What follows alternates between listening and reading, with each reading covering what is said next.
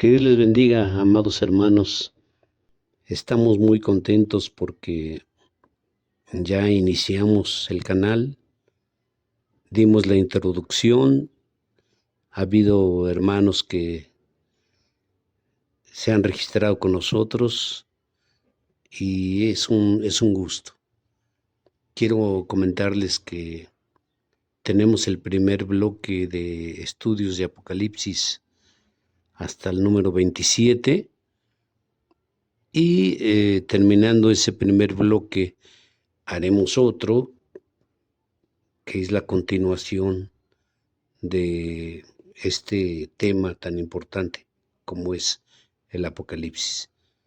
Entonces vamos a disfrutar del número 2 y así cada 8 días es la idea de subir videos, de subir audios para completar el primer bloque 27 de Apocalipsis. Así que vamos con el segundo y vamos a disfrutarlo.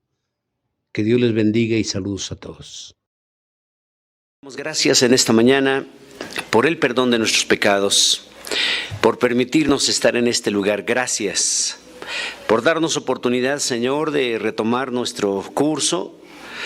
Te pedimos, como siempre, tu asistencia, tu dirección. Danos sabiduría. Queremos aprender de ti en esta mañana. Te agradecemos por los hermanos que ya están aquí, rogándote por los que vienen en camino. Permite que pronto lleguen para que también participen con nosotros. Abre nuestro entendimiento, mi Señor. Nuestro tema profundo, nuestro tema complicado, interesante a la vez, Señor, que estamos tratando. Danos de tu gracia. Reconocemos que separados de ti nada podemos hacer. Reconocemos que tú eres el Maestro por excelencia. Ven y crea un ambiente espiritual de alegría, Señor, para poder aprender y todos estemos atentos. Pues te lo rogamos, te lo pedimos en Cristo Jesús, nuestro Señor y Salvador. Amén. Bien. La clase anterior vimos una introducción de lo que será nuestro estudio y lo último que vimos, lo último que tratamos fue en relación a las dispensaciones y dijimos que el Apocalipsis es uno de los libros en la Biblia que más debiéramos de considerar este principio hermenéutico, las dispensaciones, que también se le conoce como economías, como periodos bíblicos, como épocas. De manera que una de las cosas más complicadas de interpretar en Apocalipsis es que los eventos que Juan nos menciona, habría que darle la precisión a qué época se refiere. Antes de la venida de Cristo, durante la venida de Cristo, después de la venida de Cristo por su iglesia. Entonces todos esos aspectos son principios dispensacionales que hay que tener en cuenta.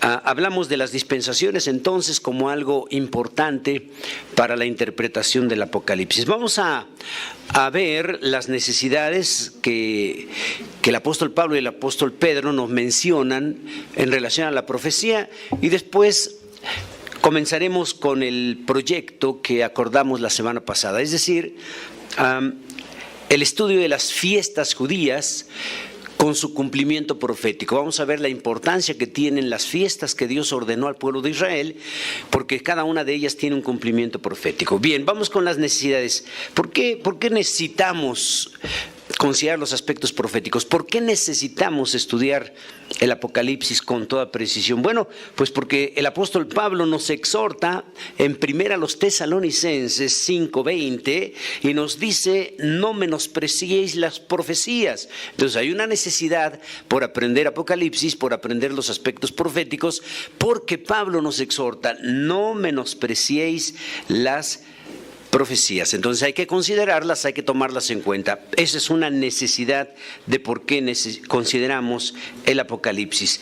También allí mismo en Tesalonicenses el apóstol Pablo ahora nos dice en el capítulo 4 verso 13: tampoco queremos, hermanos, que ignoréis acerca de los que duermen, para que no os entristezcáis como los otros que no tienen esperanza. Entonces vean ustedes Tampoco queremos, hermanos, que ignoréis acerca de los que duermen, que no seamos ignorantes de qué ha pasado, qué pasará, qué estarán haciendo los que han muerto ya, los que duermen. Entonces, todo eso tiene que ver con escatología, todo eso tiene que ver con aspectos proféticos, y el apóstol Pablo nos precisa ahora que no seamos ignorantes de los aspectos que han pasado o que pasarán los que ya murieron, los que han dormido. El apóstol Pedro, en la segunda carta, capítulo 1, verso 19, nos dice también esto: tenemos también la palabra profética más segura, a la cual hacéis bien en estar atentos,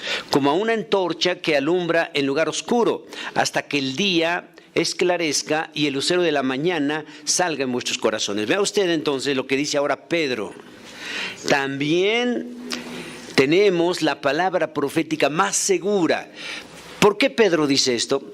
Bueno, pues porque la Biblia es la palabra de Dios. Habíamos comentado ya en la clase anterior cómo es que desafortunadamente muchos hermanos creen más los aspectos proféticos, entre comillas, de otras fuentes, profecías mayas, Nostradamus, un montón de literatura que habla supuestamente de aspectos proféticos, escatológicos, y hay hermanos que creen más esas fuentes que lo que dice la Biblia. Pedro nos exhorta y nos dice que tenemos la palabra profética más segura. ¿Cuál es la palabra profética más segura? La Biblia. Hacemos bien en acudir a ella. Entonces es una necesidad, la Biblia, con los aspectos proféticos en relación a lo que nos dice el apóstol Pedro ahora. Juan, en capítulo 16, verso 13, otra necesidad. ¿Por qué necesitamos considerar los aspectos proféticos? Dice: pero cuando venga el Espíritu de verdad, Él os guiará a toda la verdad, porque no hablará por su propia cuenta, sino que hablará todo lo que oyere y os hará saber las cosas que habrán de venir. Vea, hay otra necesidad. El Espíritu Santo dice aquí que nos hará saber las cosas que habrán de venir, o sea, los aspectos futuros, los aspectos proféticos. ¿Quién nos hará saber todas estas cosas? El Espíritu Santo. Entonces, Dios, ¿por medio de qué fuente nos va a hablar los aspectos proféticos, escatológicos? A través de su palabra. Entonces, esta es una necesidad. Todo cristiano, todo convertido a Cristo, debiera tener siempre esta necesidad de conocer los aspectos futuros, de conocer los aspectos proféticos. Bien, una modalidad para darnos cuenta cómo andamos en los aspectos proféticos, nosotros como iglesia, en nuestro tiempo. Dios ha creado un programa profético extraordinario. No hay algo que sorprenda a Dios, no hay algo que acontezca y que Dios no lo supiera de antemano. No hay algo que podríamos decir, bueno, sucedió esto y impactó a Dios. No, Dios tiene todo en sus manos. Los aspectos proféticos distinguen a la Biblia y a Dios en que nos deja aspectos proféticos para darnos cuenta que lo que está sucediendo y lo que va a suceder, Dios ya lo tomaba en cuenta desde antes. Dios ya lo sabía, Dios ya lo había precisado. No podemos sorprender a Dios en relación a lo que pasa. Esto es algo importante. Muchos hermanos tienen la idea de que lo que pasa está fuera del control de Dios. Muchos tienen la idea de que Dios creó todas las cosas y les puso leyes que las consideraran, y que Dios dejó al mundo, al planeta, a su suerte, que las cosas que pasan, catástrofes naturales y una serie de cosas que suceden, muchos creen que suceden porque Dios abandonó su creación, la dejó a su suerte, y en consecuencia creen que Dios desconoce lo que vendrá, desconoce las cosas que sucederán. Eso no es posible. El plan profético de Dios está establecido desde siempre, desde el principio, y no hay algo que pueda sorprender a Dios. Todo estaba precisamente ya en su palabra. En eso se distingue la Biblia de cualquier otro libro religioso: su poder profético, su veracidad profética. No hay profecía que esté en la Biblia que no se haya cumplido, que no se esté cumpliendo o que no se vaya a cumplir. Ese es el plan profético de Dios. Vamos a considerar nuestro estudio en esta serie un estudio interesante. Habíamos comentado que vamos a tomar como base la escatología arminiana wesleyana. La escatología arminiana wesleyana tiene que ver, en un panorama general, con la creencia teológica de que la iglesia no va a pasar por la grande tribulación. Esa es la postura arminiana wesleyana. La iglesia va a ser arrebatada por Cristo Jesús antes de la grande tribulación. La iglesia no pasará ni un minuto, ni un segundo de la grande tribulación. Esa es la postura arminiana wesleyana y vamos a tomar esa postura como base.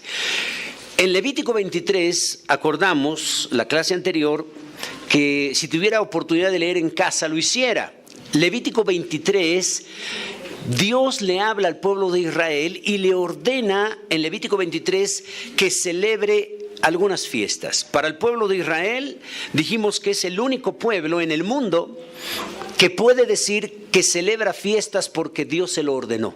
No hay otro país, no hay otro pueblo en el mundo que pueda decir celebramos fiestas porque Dios nos ordenó. Solo Israel puede decir eso. Las fiestas que Dios ordenó al pueblo de Israel que celebrara están en el listado de la cita de Levítico capítulo 23. Entonces en Levítico 23 están el listado de estas fiestas. Son 7 fiestas las que Dios ordenó al pueblo de Israel que tuviera que celebrar. Ahora, estas fiestas, la Biblia le hizo algunas precisiones. Dios hizo algunas precisiones acerca de estas fiestas para el pueblo de Israel. Y estas fiestas les dijo que iban a ser para ellos santas convocaciones. Es decir, Dios le llama a estas fiestas santas convocaciones. Cuando nosotros leemos solo la palabra fiesta, podríamos pensar en alegría. Gracias, hermano. Cuando podemos nosotros decir fiesta, pensamos en alegría, a lo mejor algo de desorden, porque pues es una fiesta, hay una alegría desbordante, etcétera. Pero cuando Dios dice que sus fiestas para el pueblo de Israel iban a ser santas convocaciones, entonces ya no es tan alegría desbordante, ya dice santas convocaciones, ya tiene un ingrediente diferente que una fiesta común y corriente. Son santas convocaciones. Pero en hebreo también este término de santas convocaciones, en hebreo también se traduce como ensayos. Quiere decir que todas las fiestas que Dios ordenó al pueblo de Israel las tendrían que considerar como ensayos. Ahora, dijimos que ¿para qué se ensaya algo? Bueno, si vamos a tener un evento importante por realizar, si queremos que salga bien ese evento, antes de que suceda el evento, lo ensayamos, lo practicamos. Entonces, ensayamos para un evento. El primer ensayo, a lo mejor no reunimos todos los puntos que se van a efectuar en el evento, porque es el primer ensayo, pero al siguiente ensayo agregamos otras cosas, el siguiente ensayo vamos perfeccionando los detalles, es decir, los ensayos sirven para perfeccionar el evento que se va a efectuar. Ahora, una vez que se efectúa ya ese evento, después de ese evento ya no hay necesidad de ensayar, se ensayaba para celebrar el evento, pero una vez que se celebra el evento ya no hay necesidad de ensayos. Bueno, entonces Dios dice que las fiestas que Él ordenó iban a ser consideradas como ensayos. Ahora, son 7 fiestas las que Dios ordenó al pueblo de Israel. Nuestro problema de interpretación es poder distinguir de esas 7 fiestas que Dios ordenó al pueblo de Israel y que eran ensayos. Vamos a tratar de interpretar cuáles de esas fiestas proféticamente ya se cumplieron. Y vamos a observar cuáles de esas fiestas o cuál de esas fiestas estamos viviendo nosotros ahorita en la actualidad, es decir, se está cumpliendo. Y también vamos a tratar de interpretar qué fiestas de esas 7 todavía no se cumplen proféticamente, todavía siguen proféticamente como ensayos y todavía no tienen su cumplimiento profético. Bien, en ese listado de Levítico 23 nos dice algunas cosas interesantes. La primera fiesta que nos menciona ahí, algunos judíos no la consideran como fiesta porque tiene que ver con el Shabbat, tiene que ver con el día de reposo. Es decir, sería una fiesta semanal, una fiesta de cada 8 días. Entonces, por eso algunos judíos, como es de cada 8 días, consideran que esa parte no hay que considerarla. Si los judíos eliminan el Shabbat como una fiesta, entonces sigue la fiesta de la Pascua, en ese orden, luego la fiesta de panes sin levadura, luego la fiesta de gavilla mecida, luego la fiesta de Pentecostés, luego la fiesta de las trompetas, luego Yom Kippur o Día del Perdón, y al último la fiesta de los tabernáculos. Cuando los judíos consideran, no, es que el Shabbat, aunque sea cada 8 días, sí se tiene que considerar como una fiesta. Entonces, si la consideran como fiesta el Shabbat de cada 8 días, entonces Pascua y panes sin levadura lo juntan en una sola fiesta para que de todas maneras queden 7 fiestas.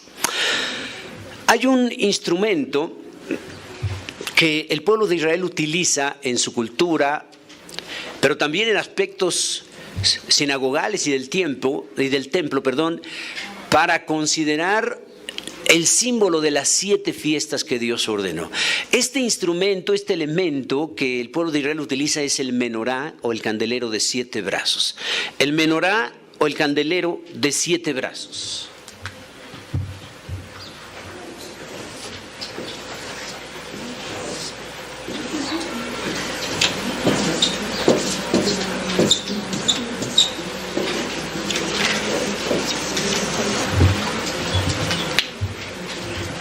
El menorá o candelero de 7 brazos, Dios le ordenó a Moisés que construyera este candelero de 7 brazos, llamado menorá, cuando construyó el tabernáculo. Y Dios le dijo a Moisés que construyera este candelero porque tenía que estar dentro del tabernáculo para que el tabernáculo nunca se quedara a oscuras. Es decir, en el tabernáculo siempre debería de haber luz. ¿Qué era lo que alumbraba el tabernáculo? ¿Qué instrumento, qué elemento Dios ordenó a Moisés que utilizara para que el tabernáculo siempre estuviera con luz? El candelero de 7 brazos, el menorá. Se le llama candelero o candelabro porque en la parte de abajo, la base del candelero, en la base del candelero se le ponía el aceite llamado candela. Esa candela o ese aceite subía por el brazo principal, el de en medio, y ese brazo principal de en medio distribuía aceite en los demás brazos. Es decir, de los 7 brazos del candelero, el más importante es el de en medio, porque es el que sostiene a los otros 6. Y porque por ahí fluía el aceite que estaba en la base del candelero, subía por el brazo de en medio y de ahí se distribuía a los demás brazos. Es decir, de los 7 brazos, el más importante era el de en medio. Ahora, el candelero entonces sirvió para alumbrar, para que hubiese luz siempre en el tabernáculo, como Dios ordenó. No tenía que estar nunca a oscuras el tabernáculo. Después que Salomón construye el templo, el primer templo, el templo de Jerusalén, ese candelero que estaba en el tabernáculo es trasladado al templo. Ahora, el que da luz al templo de Salomón es el candelero. Nunca debía de estar a oscuras. Ahora, el candelero es un tipo de cristiano. Nosotros somos un candelero. Nosotros tenemos que alumbrar.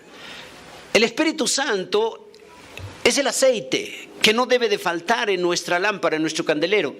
Y tenemos que alumbrar constantemente. Ahora, pero ¿cada cuándo tenemos que alumbrar? ¿Cada cuándo tenemos que hacer luz? No solo cuando nos congregamos. El candelero nunca debía de quedarse sin luz. El cristiano nunca debe de quedarse sin luz. Siempre tiene que alumbrar. Cristo Jesús por eso precisó: vosotros sois la luz del mundo. Es decir, que somos los verdaderamente candeleros, como Dios lo considera. Vamos a ver un poquito más adelante cómo es que en Apocalipsis Dios le muestra una visión inicial a Juan y le muestra 7 candeleros de oro.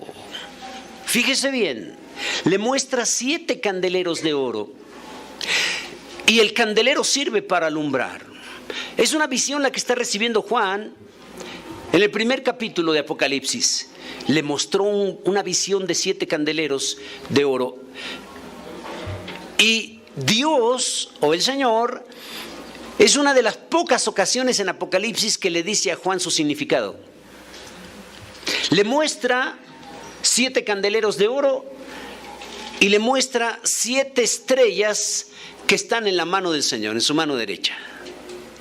Esa es de las primeras revelaciones o visiones que Dios le da a Juan en Apocalipsis, pero es de las pocas ocasiones que Dios mismo le da el significado de esa revelación a Juan.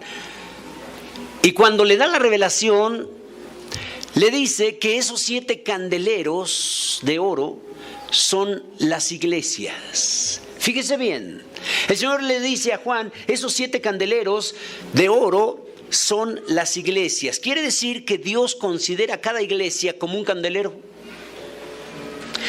Y si Dios considera a cada iglesia como un candelero, entonces la iglesia tiene que alumbrar. ¿De qué manera tiene que alumbrar la iglesia? Con su buen testimonio, con su santidad de vida. La gente que rodea cualquier iglesia local tiene que ver que son algo diferente. La gente que nos rodea, nuestros familiares inconversos, nuestros vecinos inconversos, tienen que ver que hay luz espiritual en cada iglesia. Ese es el trabajo de un candelero. Y el Señor le dice a Juan, esos 7 candeleros que has visto son 7 iglesias. Pero también le dice que esas estrellas que tiene en sus manos son los líderes de esa iglesia o de esas iglesias. Quiere decir que Dios tiene en sus manos a los pastores de las iglesias. Y si el Señor tiene en sus manos a los pastores de la iglesia, en una medida justa, sana, equilibrada, tenemos que considerarlos. Hay muchos hermanos que han perdido la visión y son muy dados a menospreciar a los pastores. No hay un reconocimiento a los líderes que Dios ha puesto en las iglesias, los menosprecian. No solamente estoy hablando de que le hablen de tú, muchos hablan de tú pero con respeto, pero menosprecian a los pastores, creen que es cualquier cosa o que es nada, no consideran su autoridad que tienen en la iglesia y los menosprecian. Mientras que el Señor dice que esas estrellas que son los pastores, Él las tiene en sus manos. Mucha gente quiere hacerles daño. Mucha gente quiere hacer daño a los líderes. Pero a veces se pregunta, bueno, ¿por qué quieren hacerle daño y parece que no les pasa nada? Una de las razones es de que no les pueden hacer daño a los verdaderos líderes, a los verdaderos siervos de Dios, porque están en la mano de Dios, en la mano del Señor. Entonces están bajo su protección, entonces están bajo su cuidado. Debemos de tener entonces mucho cuidado, amados hermanos, con el respeto y la consideración a los líderes. Están nada más y nada menos ocultos en la mano del Señor. Pero también debo de precisar un equilibrio. Es cierto que los verdaderos siervos están en la mano de Dios, en la mano del Señor, pero también hay que hacer un equilibrio.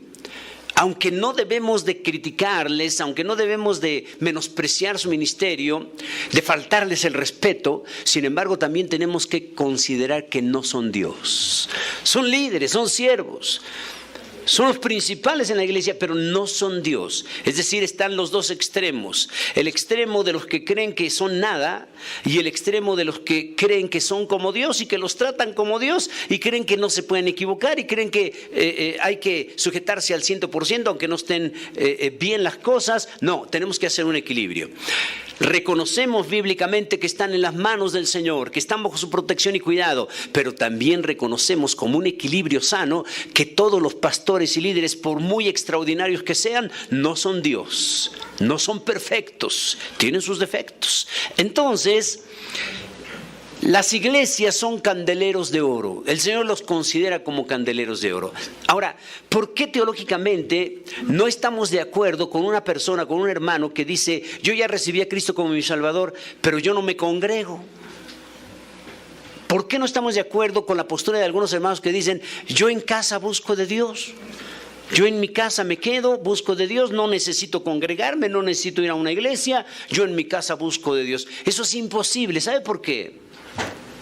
Porque si se queda en casa y dice yo en casa busco de Dios, si de veras buscara de Dios, ya hubiera leído en la Biblia que dice acerca de los últimos tiempos, y no olvidéis de congregaos.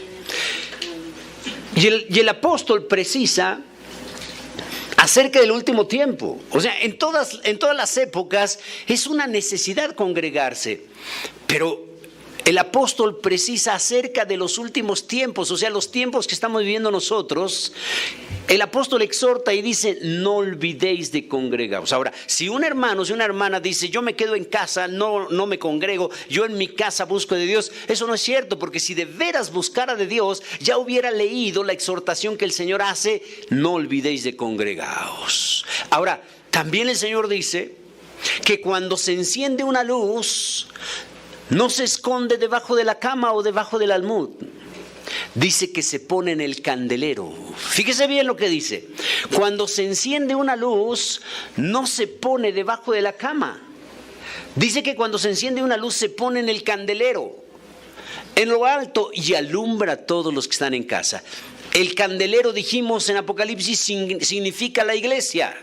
Entonces, cuando dice la Biblia que cuando se enciende una luz, se pone en el candelero. O sea, cuando una persona entrega su vida a Cristo, o sea, se enciende una luz, no se puede esconder en su casa. Se pone en un candelero, o sea, tiene que estar en una iglesia. Los candeleros simbolizan las iglesias. Entonces, no puede ser posible. Además, el Señor ha diseñado a su iglesia para que en ella haya koinonía, comunión, para que nos identifiquemos, para que haya fraternidad, para que crezcamos mutuamente, para que yo sirva y me sirvan, para que yo trabaje mis dones en beneficio de la iglesia y los demás trabajen sus dones en beneficio mío. O sea, Dios diseñó así la iglesia. Nadie puede seguir al Señor estando solo, apartado en su propia casa. Dios diseñó la iglesia para poder desarrollarnos, crecer, ser de bendición y que nos sean de bendición allí. Entonces, tenemos que hacer esa precisión.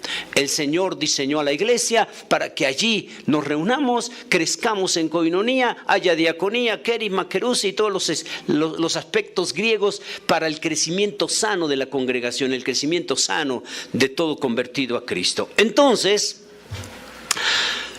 eso es lo que simboliza el candelero. 7 brazos, 7 fiestas que se encuentran en Deuteronomio 23. Vamos a considerar hoy la primera parte, que es el Shabbat. Y después vamos a seguir ese orden. Quiero decirles que no voy a alterar el orden. O sea, no voy a poner primero esta fiesta, luego vamos a poner esta, luego esta, la que yo quiero, luego esta que yo quiero. No, voy a seguir el orden cronológico como aparece en Levítico 23.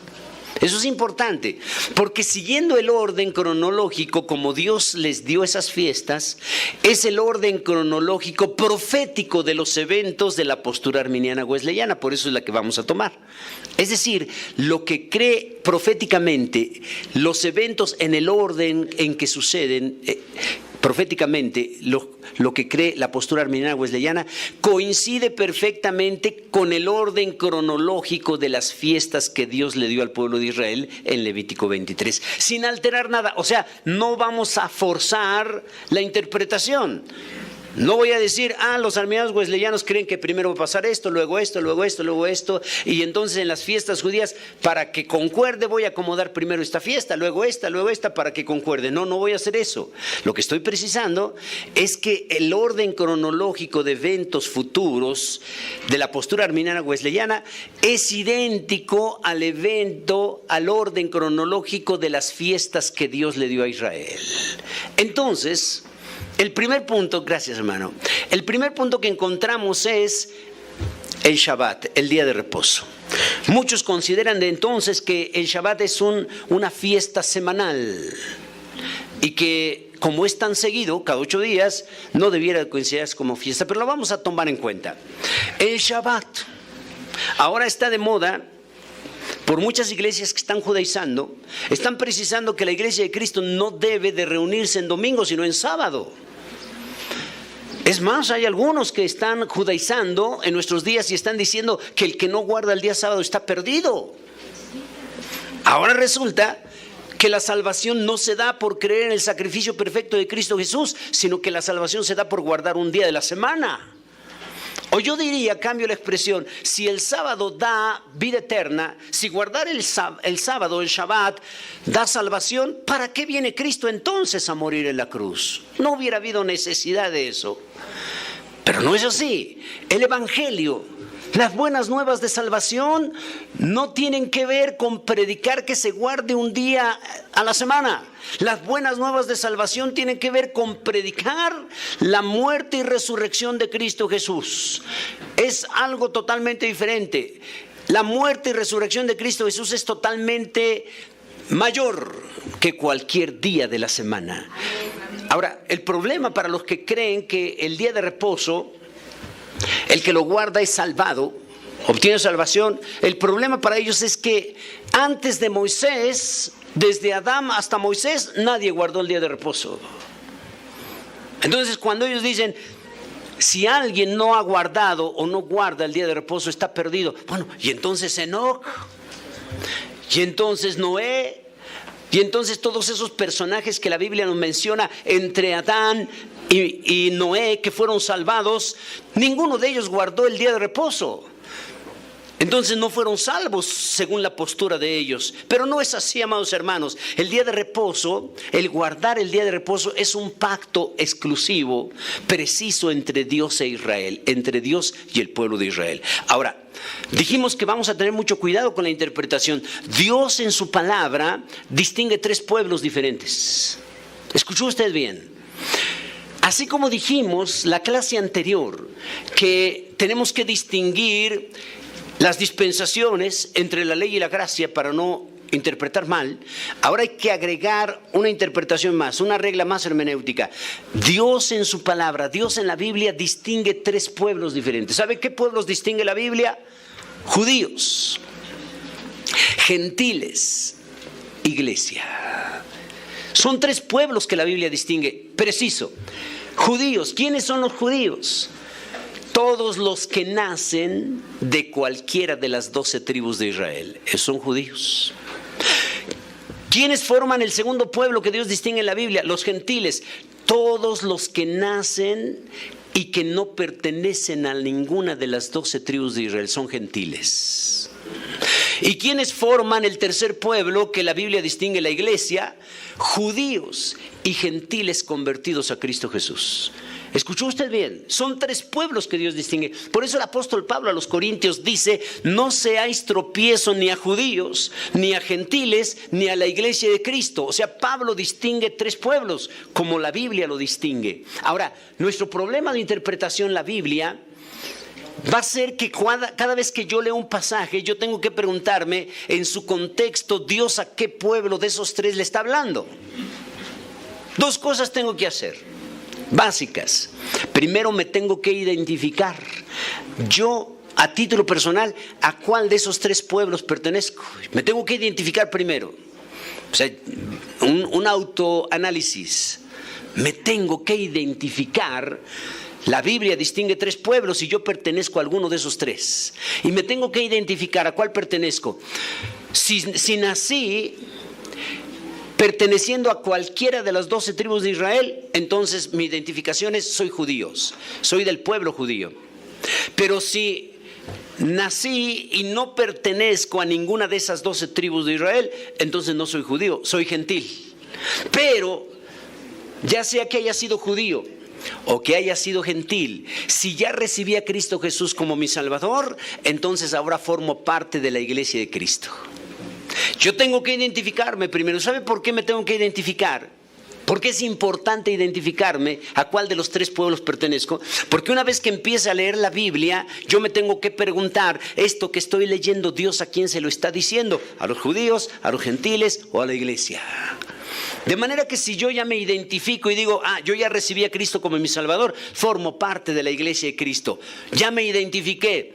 Bueno, ahora al leer la Biblia, cualquier pasaje de la Biblia, yo tengo que preguntarme en su contexto de lo que leo. Esto que estoy leyendo, Dios a quién se lo está diciendo. ¿A los judíos? Pero yo ya me identifiqué que yo no soy judío, yo soy de la iglesia. Entonces, esto que estoy leyendo en la Biblia, si en el contexto Dios se lo está diciendo a los judíos, no es para nosotros, no es para mí. Sigo leyendo y ahora en su contexto Dios le está hablando a los gentiles, a las naciones, a los pueblos. Tampoco es para mí, yo soy de la iglesia. Pero si yo leo una porción de la Biblia y en su contexto Dios se lo está diciendo a la iglesia, eso sí es para nosotros, eso sí es para mí. ¿Por qué hay tantas herejías? ¿Por qué unos dicen una cosa, otros otra? ¿Sabe? Porque no hacen esta distinción de los tres pueblos que Dios distingue. Estudian algo de la Biblia y no les importa si Dios se lo dice a los judíos. Ellos dicen, está en la Biblia, yo lo agarro.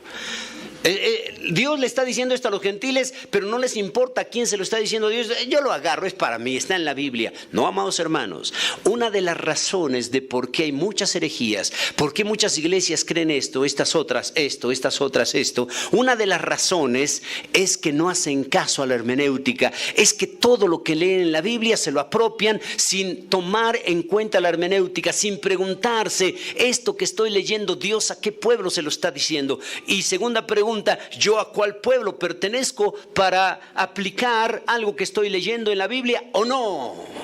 Ahora yo le pregunto, cuando nosotros leemos los 10 mandamientos, como principio de cuentas, a veces le decimos a la iglesia, ¿cuántos mandamientos encontramos en la Biblia? La mayoría tiene la idea de 10 mandamientos, pero la idea de 10 mandamientos no es una doctrina cristiana evangélica. Tenemos nosotros la idea de los 10 mandamientos porque en el catolicismo romano así lo manejan. Y casi todos los convertidos a Cristo, casi todos venimos del catolicismo romano. Entonces tenemos la idea de 10 mandamientos. Bueno, principio de cuentas, el pueblo de Israel no considera 10 mandamientos otorgados por el Señor. Si nosotros contamos de Génesis a Malaquías en el Antiguo Testamento, el pueblo de Israel cuenta 613 mandamientos, no 10. Los 10 mandamientos son parte de los 613 mandamientos que Dios le dio al pueblo de Israel. Son 613 mandamientos, no 10.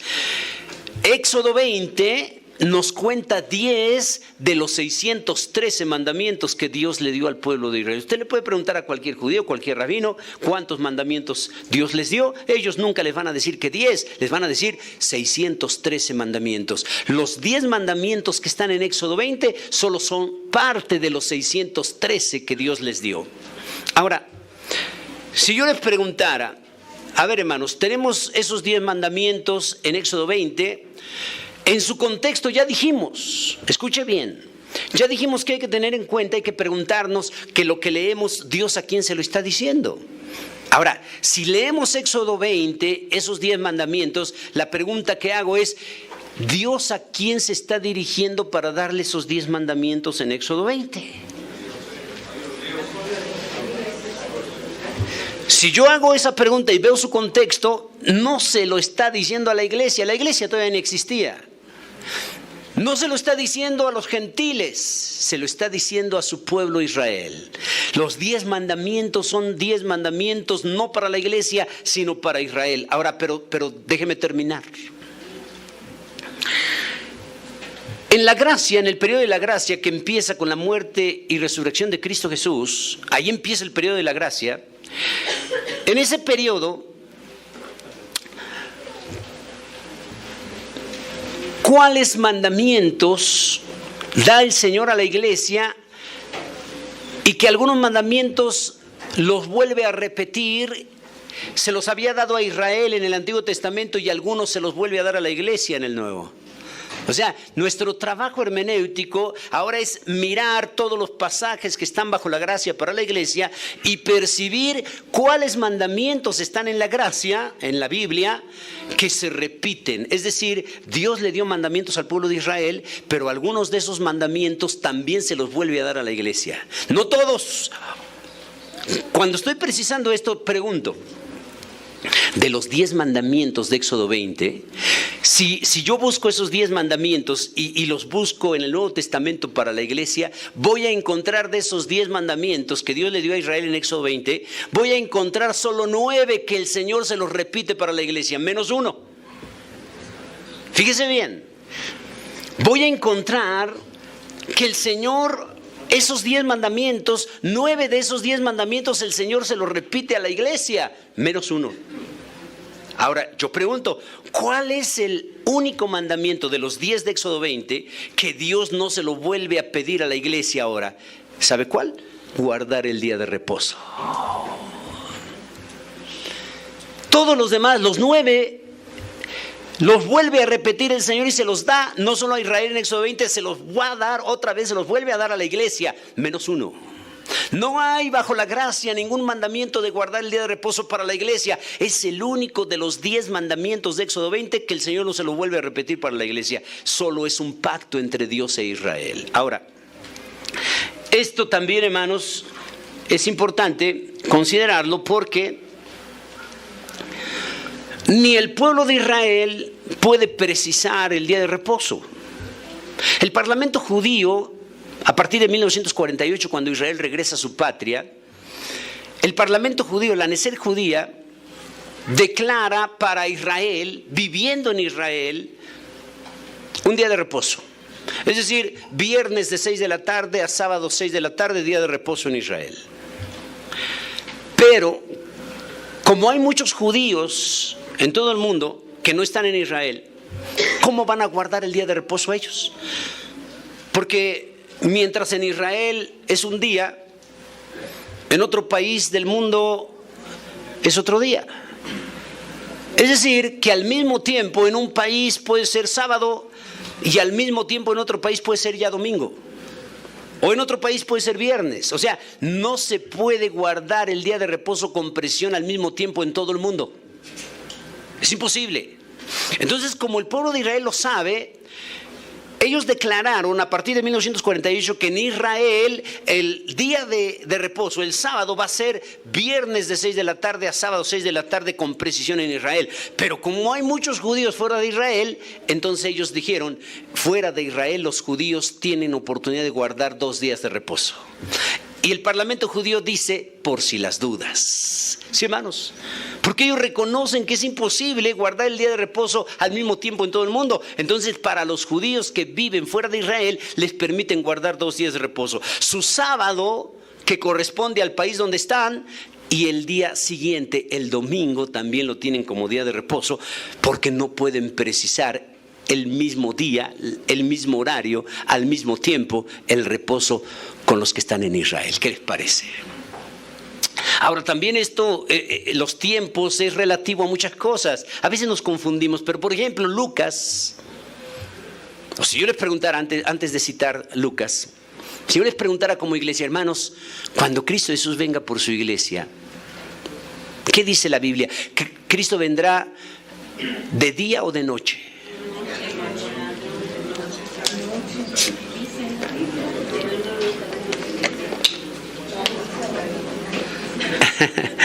Vuelvo a hacer la pregunta, piénsenlo un poquito.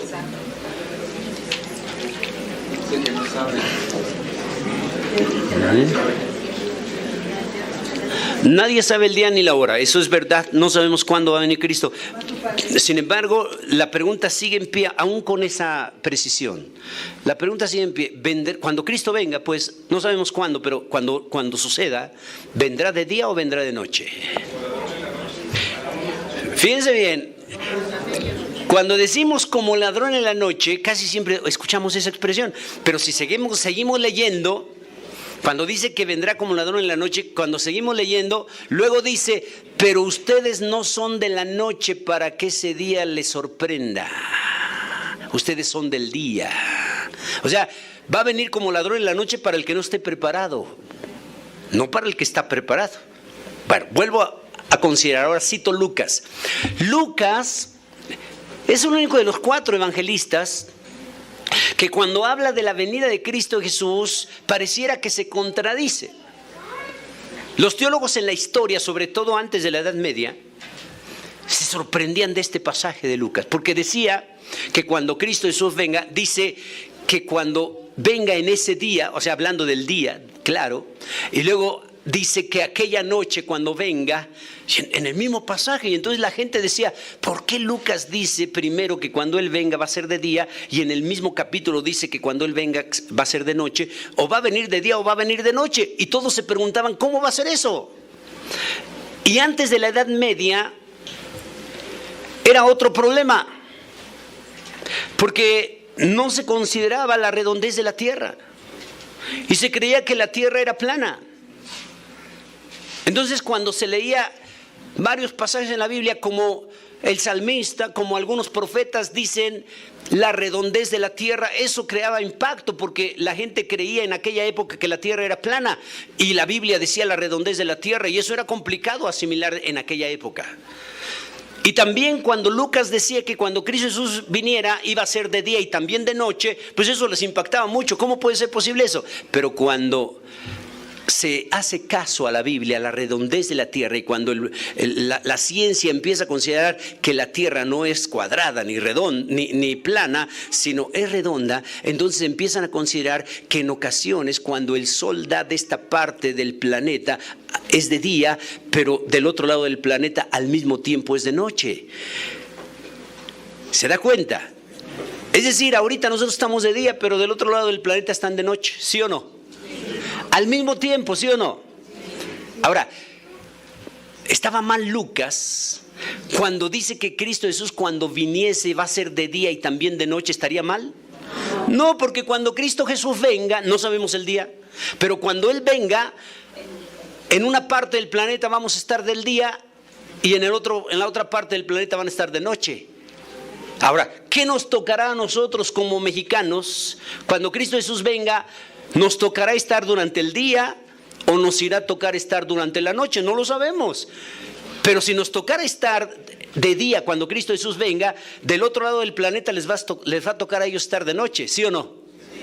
O si nos toca a nosotros estar de noche cuando Cristo Jesús venga, del otro lado del planeta les va a tocar estar de día al mismo tiempo, ¿sí o no? Entonces lo que Lucas dice, que cuando Cristo Jesús venga va a venir de día y también de noche, no es un desorden, no está equivocado. Está precisando algo científico. Es que cuando Cristo Jesús venga, en alguna parte del mundo va a ser de día y al mismo tiempo en otra parte del mundo va a ser de noche. Ahora, vuelvo a hacer la pregunta. Hermanos, cuando Cristo Jesús venga, ¿va a venir de día o de noche? De día y de noche. Va a venir de día y de noche. ¿Sí me están comprendiendo? Eso es algo muy básico, algo muy preciso. Entonces, no se espante cuando en la Biblia a veces lea que Cristo Jesús va a venir de día. No se espante. Cuando lea después que Cristo Jesús va a venir de noche, o sea, como que puede pensar, bueno, por fin va a venir de día o va a venir de noche. Lo que pasa es que algunos versículos nos hablan de día porque a algunos les va a tocar de día, y otros versículos nos hablan que va a venir de noche porque a algunos les va a tocar de noche. ¿Sí me están entendiendo? No es que haya contradicción en la Biblia, simplemente con esas dos expresiones diferentes está hablando de una situación lógica y científica de nuestro propio planeta. Así de simple. Entonces, el día de reposo también, si lo manejamos como un ensayo, dentro de este listado de fiestas, el día de reposo entonces es un ensayo. En ese día de reposo tenían que dedicarse al Señor, dedicarlo al Señor. Había ciertas leyes precisas, no encender fuego, no caminar más de 1 kilómetro de distancia, no hacer ningún negocio, no llevar cargas en ese día, literalmente hablando. Bueno, había un montón de leyes para el día de reposo. Y el pueblo de Israel en toda su historia ha tratado de guardarlo así, categórico, tajante. Pero la mayoría de ellos no lo ha podido precisar. La mayoría de ellos no lo ha podido cumplir al 100%, es imposible. Pero vamos a considerarlo como un ensayo, el día de reposo. Déjenme hacer otra aplicación más. El pueblo de Israel al día sábado, al día de reposo, le titula de dos formas. Le llama la novia Shabbat, Kalá, y también le llama la reina Shabbat, Malká. Ahora vamos a explicar por qué los judíos al Shabbat le llaman la novia Shabbat, Kalá, y por qué le llaman la reina Shabbat, Malká. ¿Cuál es el objetivo para los judíos llamarle así al día de reposo? Bueno, si usted se da cuenta, aquellos que han visto judíos un poquito antes de las 6 de la tarde del viernes, antes de que empiece el Shabbat para ellos van como familia a la sinagoga. Y mire, van apresurados, va el esposo, va la esposa, los hijos, van como familia. Tienen un principio de reunirse el día de reposo en la sinagoga como familia. Eso es algo cultural, educativo para ellos. Qué importante es eso. ¿Por qué no lo aplicamos nosotros? ¿Por qué si el judío espera el día de reposo con tanta alegría, con tanta ansiedad para participarlo, que cuando un poquito antes de las 6 de la tarde, cuando va a empezar el Shabbat para ellos, el esposo, la esposa y los hijos van contentos como familia y van apresurados, no sea que lleguen tarde al día de reposo? Ahora, ¿por qué nosotros como iglesia no aplicamos eso? ¿Por qué al culto, por qué no vienen las familias completas? ¿Por qué a veces solo está la esposa, solo el esposo, solo el hijo? A veces vienen los hijos y les preguntamos, ¿y su padre, su papá? Pues él no viene, él nos dijo, ustedes vayan al culto, yo no voy, yo aunque me pierda, ustedes sálvense. No, ¿por qué el papá hace eso? ¿O por qué los padres a veces envían solo a los hijos? ¿O vienen solo los padres y los hijos se quedan? El día domingo, el día principal de reunión en la iglesia, qué impresionante. A veces solo vemos a los papás y los niños, no, sus hijos, no, hermanos, sus hijos, no, hermano, es que se quedaron a ver Chabelo, es que se fueron al fútbol. O sea, ¿por qué no vienen o no venimos como familias completas? Vea usted el ejemplo judío, ellos acuden al Shabbat, la familia completa. Para ellos es importante ir como familia. Para la iglesia debiera ser importante acudir como familia, amados hermanos. No deje a sus hijos allá. No deje a su esposo por allá. No deje a su esposa por allá. Entonces le llaman la novia Shabbat, porque hacen esta analogía. Cuando alguien tiene una novia y la ama, ¿qué novio deja plantada a la novia cuando la ama? No. Si el novio ama a la novia, no la va a dejar plantada. Por eso al Shabbat ellos le llaman la novia Shabbat, inculcando a sus hijos que no se debe dejar plantada a la novia, o sea, no se debe de faltar al culto. ¿Cuántos hermanos, como una analogía, saben que es día de culto y por nada, por cualquier cosa, no quieren asistir? No, hoy no voy. ¿Pero por qué? Sí, pero hoy no voy. Pero te toca dirigir, no, pues menos, por eso menos voy. Entonces empiezan a considerar menosprecio al día de reunión. Entonces el judío le transmite los padres a los hijos y le dicen, hijo, se llama la novia Shabbat. ¿Por qué, papá? Porque el novio que ama a la novia no la deja plantada. El novio que ama a la novia no la deja esperando, es puntual. No tenemos que llegar tarde al servicio, por eso es la novia. El novio que ama a la novia, ¿qué novio que ama a la novia se presenta donde ella mugroso, apestoso, sin bañarse, sin arreglarse? No. Cuando se le llama la novia Shabbat, también la analogía es, por eso vea usted, los judíos van bañados, van peinados, van presentables, porque van a ver a la novia Shabbat. Es una analogía bonita, hermosa. Bueno, pues ¿por qué en la iglesia el hermano que viene al culto viene como pensando que viene a hacer deporte? ¿Por qué el hermano que se congrega viene como pensando que viene a la playa? Su vestimenta no es acorde a lo que viene, al culto, es un culto formal. ¿Y sabe por qué los judíos nunca hacen eso?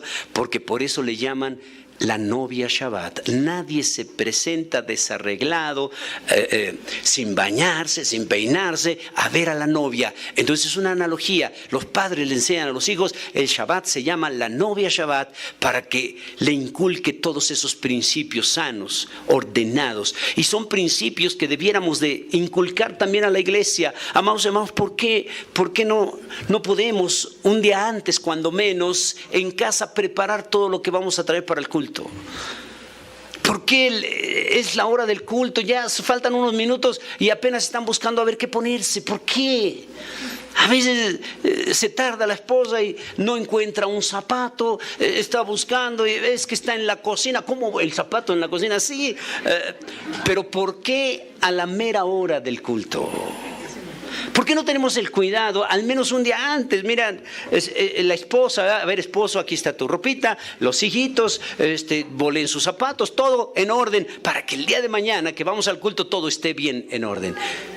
¿Por qué no podemos hacer eso? ¿Por qué los judíos sí lo pueden hacer? Bueno, por muchas razones, pero una de ellas es que en educación ellos le llaman al Shabbat la novia Shabbat. Inculcan a los hijos un montón de cosas de orden y necesarias para ir a ver a la novia.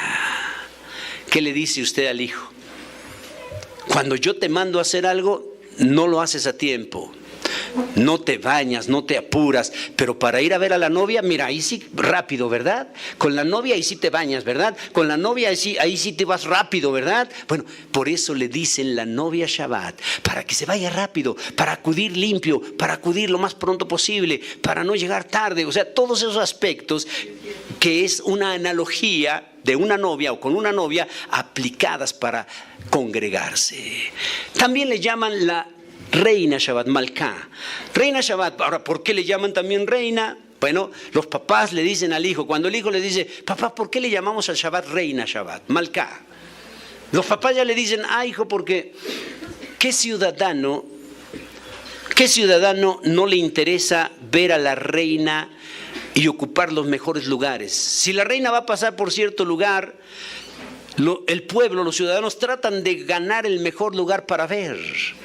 Ellos no dicen, pues voy a llegar tarde para ver de lejos. No, si hay mucha gente ya no va a ver nada.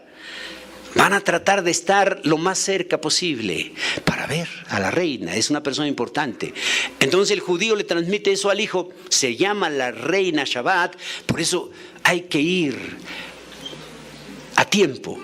Y hay que estar lo más cerca posible. Fíjese qué interesante.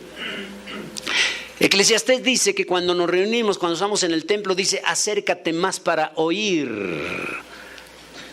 Un principio de algunos países, mire, a diferencia de nuestro país. Nosotros en México tenemos algunos hábitos. El hábito de a donde llegamos nos quedamos en la parte trasera. Y los diáconos siempre batallando, hermano, pase, por favor. No, manito, yo aquí me quedo. O sea, queremos estar siempre allá en la parte trasera. Y los diáconos, hermano, si usted se sienta hasta adelante para los que lleguen corriendo, pues no importunen tanto y lleguen y se sienten en los lugares de atrás. Es una orden.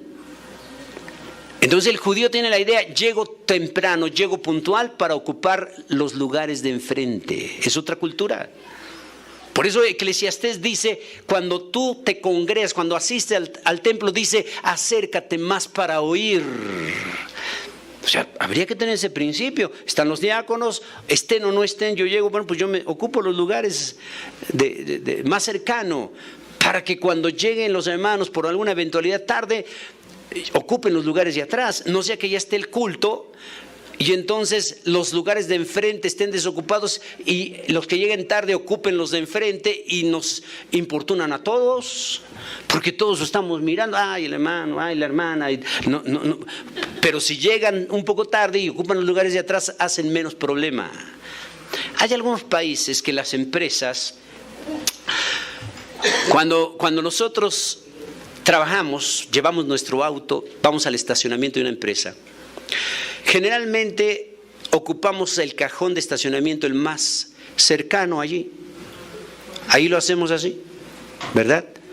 El problema es que algunos países le dicen por cultura, no, mire, usted trabajador, si llega temprano, en esta ocasión no ocupe el cajón que está más cerca, ocupe el más lejano.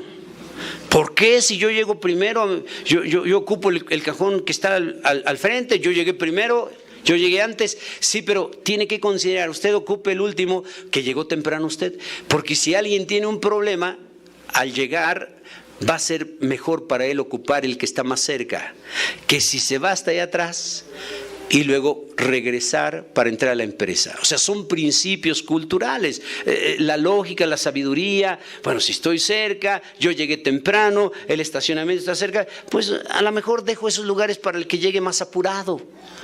Pero nosotros a veces pensamos al revés las cosas. Entonces, tenemos que echar mano de la sabiduría para todos esos aspectos.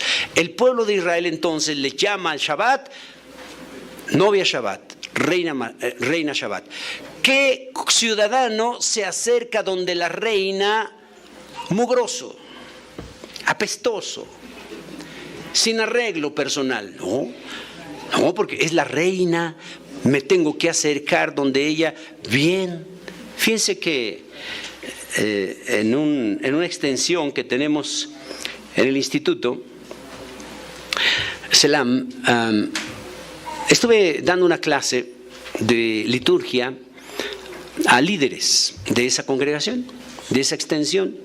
Y entonces había pastores, directores de áreas y de todo. Y hablamos un poquito acerca de la vestimenta en aspectos de culto.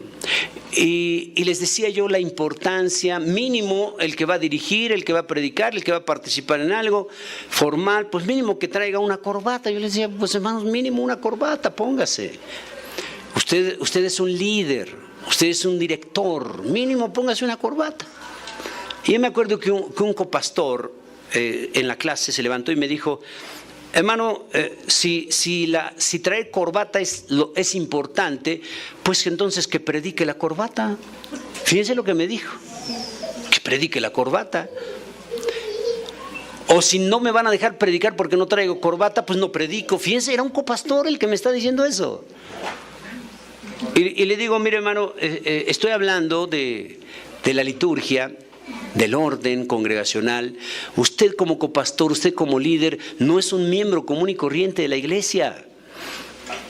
Usted tiene que cubrir un perfil, un protocolo. Usted no es un cristiano común, usted es un líder. La gente que lo ve va a tomar su ejemplo. Usted va a ser ejemplo de los demás en lo que habla, en lo que actúa, en lo que viste. Usted va a ser un modelo a seguir de los demás. Tiene que captar que usted no es un cristiano común y corriente. Y entonces precisaba yo eso, la importancia de vestirse lo mejor posible en aspectos de administración formal. Entonces, así se quedó, el hermano se molestó, los demás estuvieron de acuerdo, pero el hermano muy molesto. Yo nunca he usado corbata ni lo usaré. Le digo, está bien. Si en la iglesia donde usted está le permiten eso, eso es su problema de los pastores que se lo permiten en esa congregación. Otro joven por ahí, músico, hermano, yo acostumbro estar con tenis y con mis pantalones de mezclilla rasgados, hágale como quiera. Me toque o no ministrar, yo siempre he visto así, hágale como quiera. Le digo, hermano, igual, si en la iglesia donde usted está, el pastor le permite eso, es su problema el pastor. Yo estoy diciendo lo que la Biblia precisa, el orden, nada más. Pasa un tiempo y recibieron un candidato a diputado como invitado allí en la congregación. Un candidato a diputado. Y entonces cuando llego a la clase me dicen, hermano, ¿qué cree que vino un candidato a diputado? Y bueno, y sacaron fotos. Y me dicen, hermano, le queremos mostrar las fotos. Nos retratamos con el candidato. Y le digo, a ver. Entonces me empiezan a enseñar las fotos. Y allí veo las fotos y que veo la foto del copastor que en la clase me había precisado, hágale como quiera, yo no uso corbata.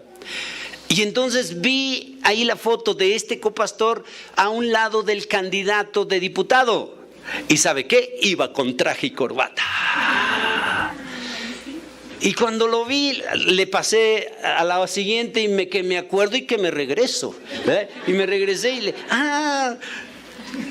y ahí estaba el copastor. Hermano, mire, estoy viendo su foto. Aquí está usted. Él ya sabía por dónde iba. Y le digo, aquí está usted. Oiga, hermano, salió usted muy bien. Se ve muy bien con traje, se ve muy bien con corbata. Oiga, pero era un candidato a diputado. Y yo le dije, hermano, cuando usted va a la iglesia, alguien más importante que el candidato del diputado está en la iglesia. Alguien más importante que el candidato a diputado es a quien usted sirve. Merece más respeto. ¿Cómo es posible que para esas eventualidades sí le dé más importancia que a servir a Dios, amados hermanos? Porque es el protocolo. Entonces el judío le dice, la reina Shabbat. Nadie se presenta fachoso ante la reina. Y entonces por eso los judíos siempre van bien vestiditos a la sinagoga, por ese principio. Pero ¿por qué nosotros no lo podemos hacer? ¿Por qué el hermano a su trabajo va mejor vestido que al culto formal? Es un principio de educación cristiana. Hey, hermanos. Ahora, al revés, la iglesia tiene un tiempo de esparcimiento. Bueno, pues se sobreentiende, vamos a hacer deporte como iglesia, pues no vamos a jugar básquetbol con traje, ¿sí me está entendiendo? Simplemente el uso de sabiduría, simplemente la lógica, venimos a un culto formal, venimos vestidos formal. Vamos a hacer deporte como iglesia, pues nos llevamos nuestro pants, nuestro tenis. Vamos a ir al campo como iglesia, pues vamos con una ropa de acuerdo a donde vamos. ¿Sí me están entendiendo? Eso es algo lógico, algo natural, algo sencillo, algo sabio. Pero todo es al revés. El mexicano parece que todo lo hace al revés. Culto formal viene fachoso. Vamos a hacer deporte y se va de traje. Oiga, hermano. Entonces, el Shabbat es la primer fiesta. Ahora, si era un ensayo, imagínense los judíos ensayando el Shabbat cada 8 días. Hebreos precisa: no sea que algún judío no haya entrado en su reposo. Fíjese lo que dice.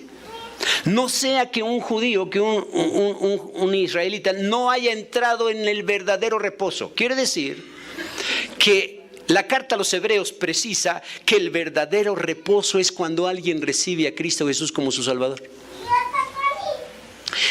Hebreos dice que cuando alguien tiene a Cristo en su corazón, esa persona ya reposó de sus obras, está ya en el verdadero reposo en Cristo.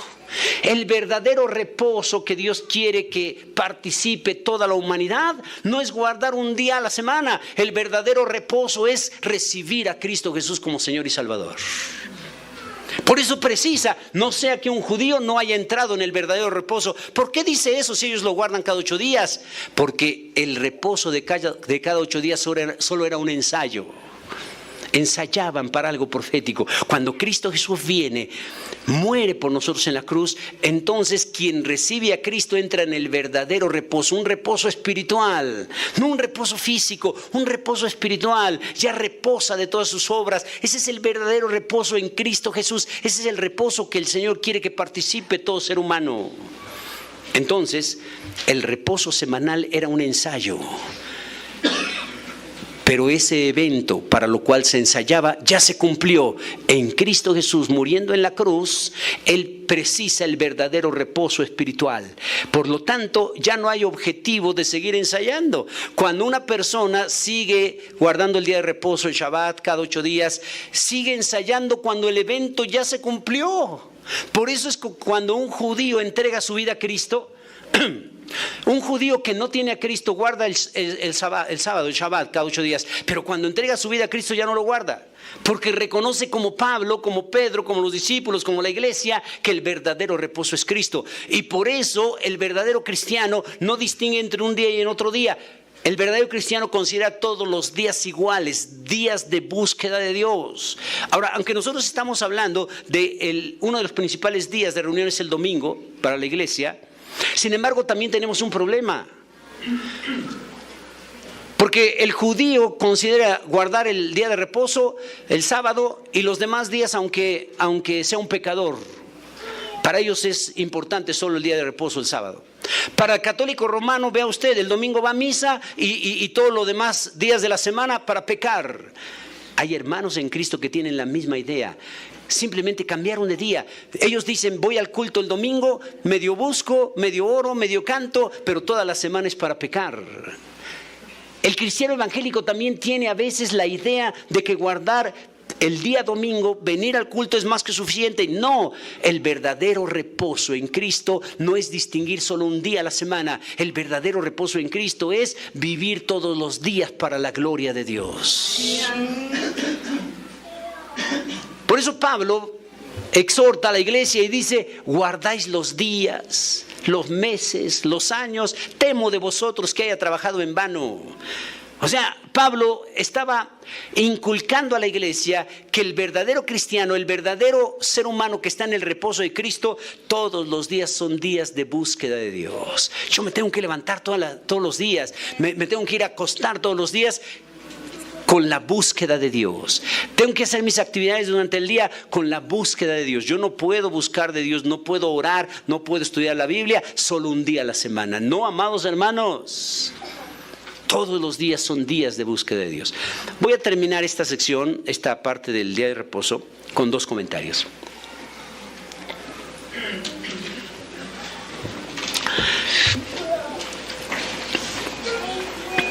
Hace años,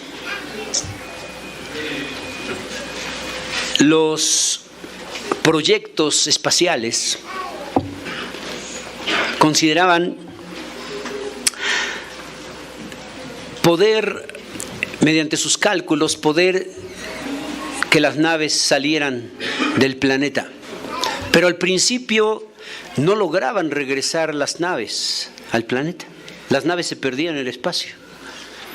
Entonces, era un dilema. ¿Qué hacemos? Decían los científicos de aquella época. ¿Qué hacemos? ¿Por qué no nos salen nuestras cuentas? Hacemos nuestros cálculos, logramos que salgan las naves espaciales, pero no logramos regresarlas, se perdían en el espacio. Y cuando estaban en ese proyecto, por eso muchos animalitos ponían en las naves y los animalitos se perdían en el espacio y ya no regresaban. Para sorpresa de la NASA, para sorpresa de los norteamericanos, Dios permitió que los astronautas rusos, los científicos rusos, fueran los primeros en sacar a un ser humano al espacio y regresarlo. Eso fue doloroso para los norteamericanos. Dios permitió que los rusos lo hicieran primero. Pero lo interesante es esto, es a lo que voy. Los científicos rusos dijeron, está plasmado en la historia, y dijeron, bueno, ¿por qué no nos salen nuestros cálculos? Y ellos pensaron y dijeron, los cálculos nos fallan casi por un día completo. ¿Por qué? Y entonces la historia dice que los rusos pensaron y consideraron, ¿y qué tal si lo que dice la Biblia es verdad? Fíjese lo que dijeron, ¿eh? ¿Y qué tal si lo que dice la Biblia es verdad? ¿Cómo? ¿Qué dice la Biblia? Sí, que en una ocasión Josué oró y el sol se detuvo casi por un día completo. Y los científicos rusos en la historia dijeron, ¿y qué tal si es cierto eso? Ahora, lo raro es que Dios le haya permitido a los rusos escépticos en esa época eso y no a los norteamericanos supuestamente conocedores de Dios. Y entonces los rusos consideraron, vamos a tomar en cuenta esto que dice la Biblia en el libro de Josué. Y lo aplicaron en sus cálculos, lo agregaron y fueron los primeros que lograron sacar a alguien del planeta y regresarlo. Y dijeron, sí era verdad lo que dice la Biblia. ¿Qué les parece? Todos los científicos tienen que tomar en cuenta eso. Todos, ¿eh? O sea, en otras palabras, lo que trato de decir es que nuestro conteo de días está desfasado mínimo por un día. Todos los científicos tienen que tomar en cuenta ese día que se alargó para que sus cálculos científicos los puedan hacer con precisión, si no, no le salen. Pero eso usted lo puede investigar en todos lados. Y entonces, cuando la NASA se le pregunta cuál es el día en retrospectiva, cuál es el día que se alargó cuando Josué oró, ¿cuál habrá sido el día? La NASA dice en un estudio en retrospectiva usando el calendario solar, consideramos que el día que se alargó fue un miércoles, dice la NASA. Es decir, era miércoles, ya debía de ser jueves, pero siguió siendo miércoles, o sea, se alargó el día. Entonces la NASA dice, ya debía de ser jueves, pero siguió siendo miércoles, se alargó el miércoles. Entonces ellos dicen, los científicos, ya debía de ser jueves, pero siguió siendo miércoles, o sea, se alargó. Por lo tanto, nuestro miércoles realmente es jueves. Eso lo tienen que contar ellos. Y luego, nuestro jueves realmente es viernes. Está desfasado el día, hasta nuestros días. Por lo tanto, nuestro miércoles realmente es jueves, por ese día de desfase. Pero nuestro jueves realmente es viernes. Pero nuestro viernes realmente es sábado. Pero nuestro sábado realmente es domingo. Pero también tenemos que decir, nuestro domingo realmente es lunes. Ahora, cuando explicamos esto científicamente a los sabáticos, ellos se impactan porque ellos dicen, el que no guarda el sábado no es salvo. Y cuando les precisamos esto científico, sucede que lo que ellos tanto alegan de guardar el sábado, realmente lo que están guardando es el domingo porque se ha desfasado el día. Y ellos se impactan y dicen, no puede ser que estemos guardando el sábado y realmente sea el domingo. Sí. Pero también la iglesia cristiana, realmente nuestro domingo es lunes, está desfasado. Pero por eso vuelvo a repetir, es que para el cristiano está en el verdadero reposo en Cristo. Cuando alguien está en el verdadero reposo en Cristo, ve todos los días por igual, todos los días de búsqueda de Dios. A nosotros no nos afecta ese día desfasado, pero a los que creen que guardar el sábado les da salvación, a ellos sí les afecta, porque realmente lo que están guardando no es el sábado, está desfasado el día de la semana. Nuestro sábado realmente es domingo. Y eso cualquier científico lo puede precisar. Entonces, hay que considerar eso, hermanos. Era un ensayo el día de reposo. Pero el cumplimiento de ese ensayo, del evento para lo cual se ensayaba, ya se cumplió. Muerte y resurrección de Cristo Jesús. El que tiene a Cristo en su corazón está guardando el verdadero reposo. Que nadie nos critique por un día o por otro, guardarlo o no. Estamos en el reposo espiritual verdadero. La fiesta ya se cumplió, la fiesta del reposo ya se cumplió, o se cumple en todos aquellos que tienen a Cristo Jesús en su corazón. Esa fiesta ya se cumplió. Vamos con la siguiente fiesta, que es la fiesta de la Pascua. La fiesta de la Pascua, en el orden de Levítico 23, la fiesta de la Pascua, hebreo Pesaj. El hebreo Pesaj significa pasar o brincar o saltear. La primer Pascua, todos sabemos, se inicia o se lleva a cabo cuando Dios saca al pueblo de Israel de Egipto. La primer Pascua. La muerte de los primogénitos, conoce usted la historia. Dios le dice a Moisés, el pueblo de Israel va a sacrificar un animal, un cordero, la sangre la va a poner en los dinteles de las puertas de su casa.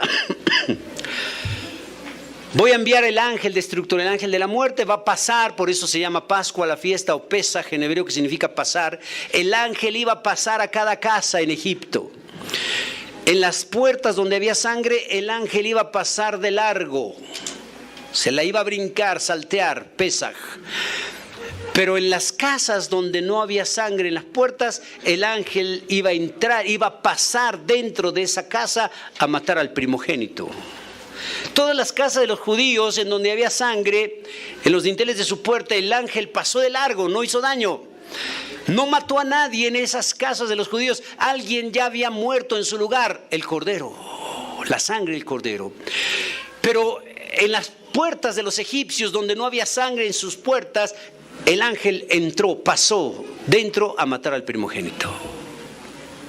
Entonces, esa primer Pascua, ese es el primer ensayo de la Pascua. Entonces el pueblo de Israel lo hizo de una manera incipiente. Fue la primer Pascua, fue el primer ensayo.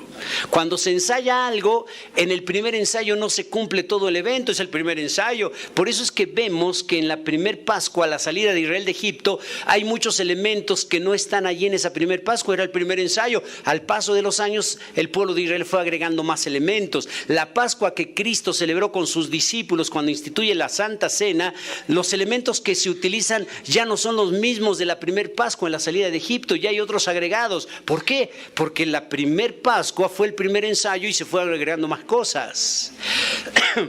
Entonces, en esa primer Pascua tenían que sacrificar al animal, tenían que asarlo, no tenían que cocerlo o hervirlo. Tenían que asarlo con hierbas amargas que simbolizaban la amargura de la esclavitud del pueblo israelí en Egipto. Si una familia era pequeña, no debían de comer y tirar el sobrante. Dios permitió que en una familia pequeña se juntara con otra familia igual pequeña para que entre las dos se comieran el cordero completo. No debían de dejar nada del cordero. Simbolizaba o tipificaba la muerte de Cristo Jesús al 100%. El Señor Jesús dio toda su vida en la cruz y no solo una parte. Por eso el cordero tenía que comerse completo. Era lo que simbolizaba. Entonces, cuando sale el pueblo de Israel de Egipto, se celebra la primer Pascua. Y de ahí el Señor les dice que lo celebren cada año. Esa fue la primer Pascua. Pero recuerden, santas convocaciones, o sea, ensayos. Ahora la pregunta es, allí fue la primer Pascua, el primer ensayo. Y de ahí cada año celebraban la Pascua los judíos. Pero la pregunta importante, ¿ese ensayo de esa Pascua ya se habrá cumplido proféticamente? El apóstol Pablo a los Corintios dice, porque Cristo nuestra Pascua ya fue sacrificada. No dice está siendo sacrificada, no dice será sacrificada. Pablo dice, Cristo nuestra Pascua ya fue sacrificada. Es decir, que la fiesta de la Pascua como un ensayo ya se cumplió ese aspecto profético. Cuando se cumplió la muerte de Cristo Jesús. Cristo es el Cordero de la Pascua.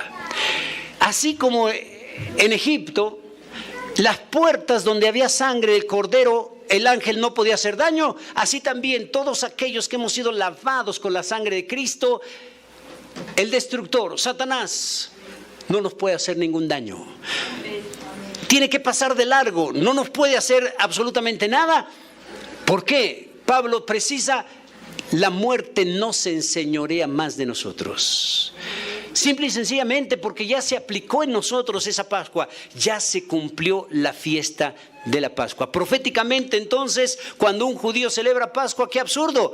Están ensayando todavía cuando el evento ya se cumplió en el sacrificio de Cristo. Por eso es que un judío, antes de conocer a Cristo, celebra Pascua cada año, pero un judío verdadero, cuando entrega su vida a Cristo, ya no celebra la Pascua. Reconoce, como Pablo y los discípulos que eran judíos, reconocen que Cristo es la Pascua que ya se cumplió.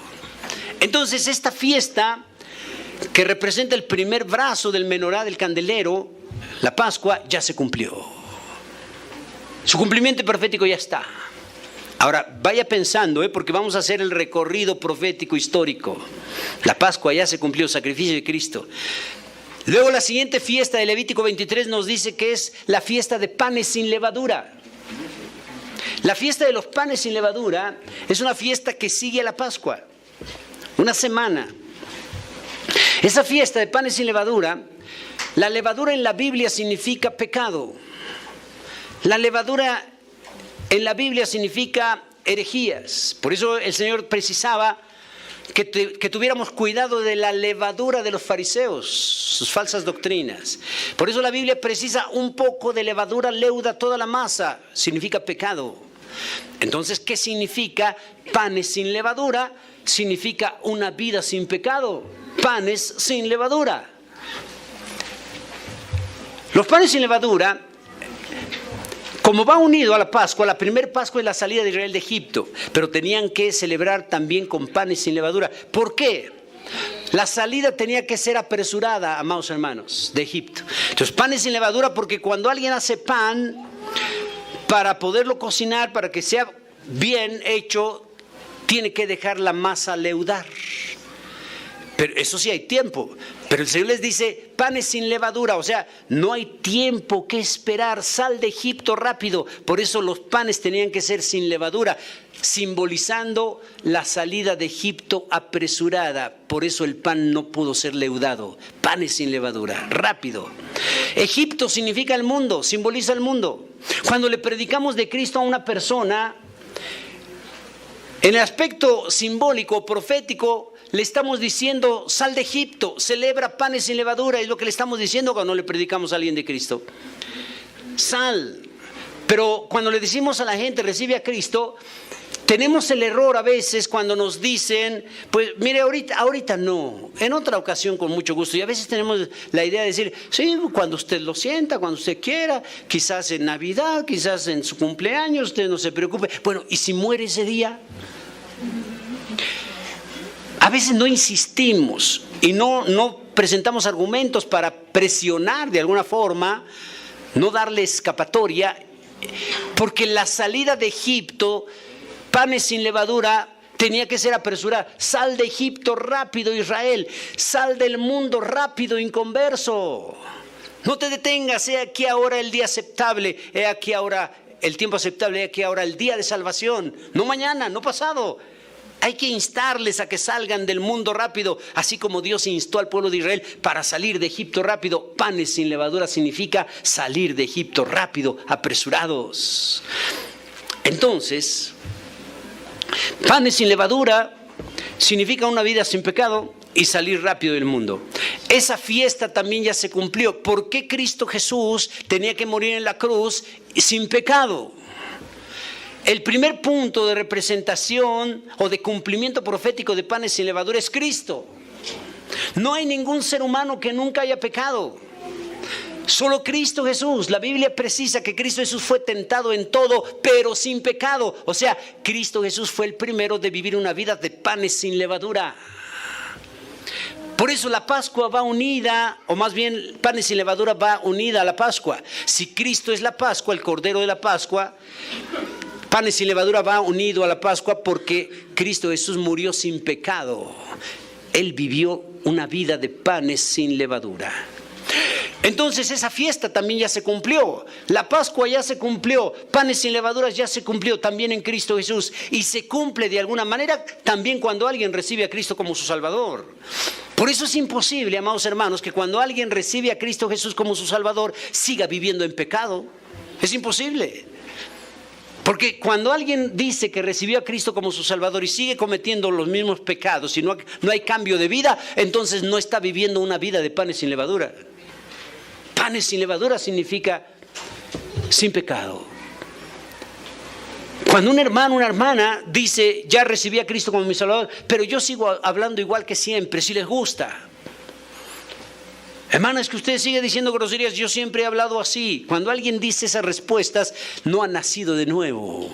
He aquí el que está en Cristo, nueva criatura es. Las cosas viejas pasaron, ahora son todas hechas nuevas. Cuando alguien dice que tiene a Cristo y sigue hablando como cuando no lo tenía, realmente no tiene a Cristo. Cuando alguien sigue tomando lo ajeno y dice que tiene a Cristo, no es cierto, no ha cambiado.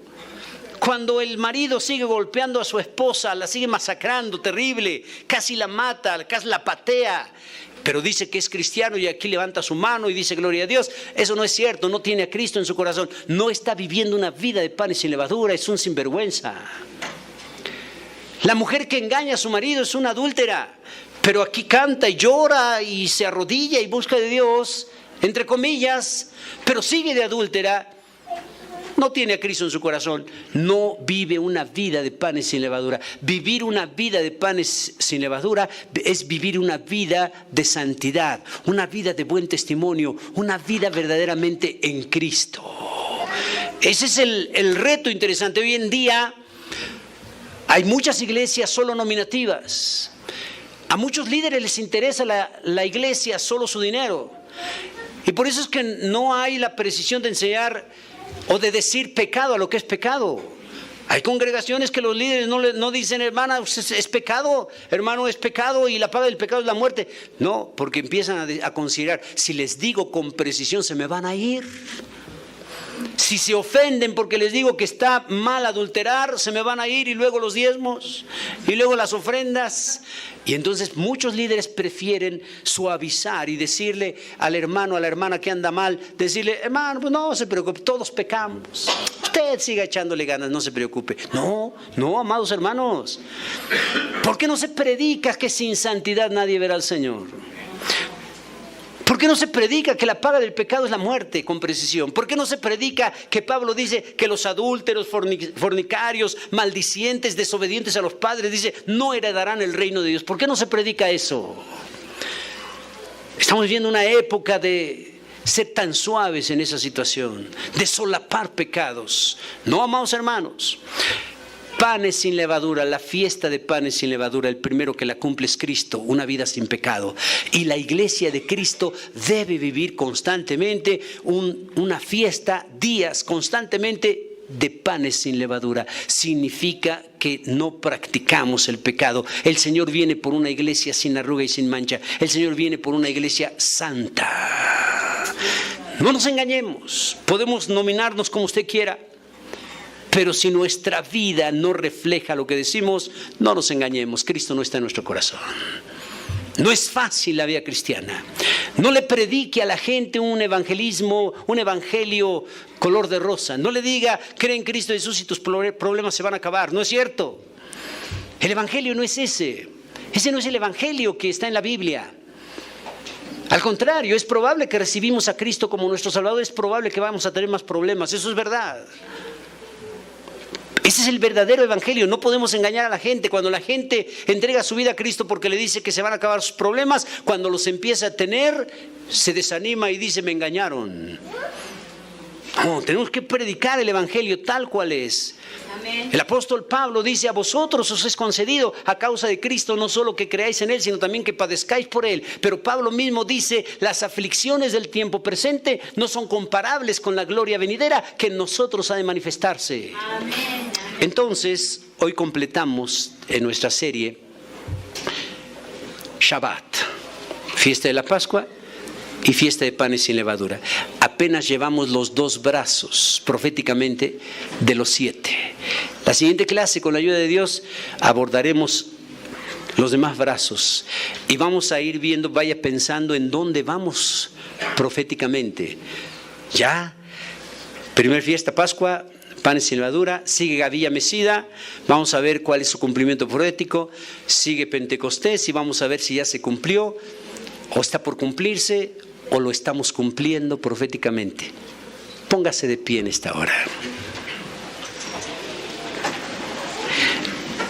Le agradezco por haber venido. Todo esto que estamos viendo es nuestra base de lo que sigue.